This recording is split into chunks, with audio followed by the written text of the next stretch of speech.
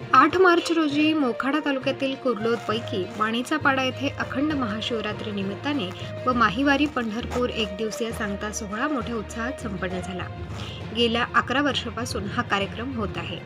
हरिभक्तपरायण वै नाना महाराज त्र्यंबकेश्वर यांच्या आशीर्वादाने तात्याबाबा महाराज त्र्यंबकेश्वर, काशीनाथ महाराज मढी, रवी कटीलकर मोखाडा, भाऊ पाटील पाथर्डी, लहू वाघ गोंघर, रमेश वाघ डोंगरवाडी, देवानंद बेंडकोळी यांच्या मार्गदर्शनाने व कलशपूजन नंदाताई रमेश राथड यांच्या हस्ते करण्यात आले व प्रवचन हरिभक्तपरायण सुनील घाटाळ झाप व हरिपाठ पंचक्रोशीतील सर्व भक्तजनांनी केले।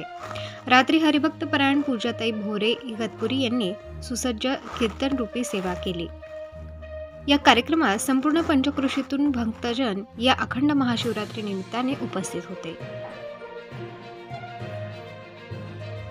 प्रबंधभूमी महाराष्ट्रासाठी रघुनाथ गांगुर्डे, पालघर।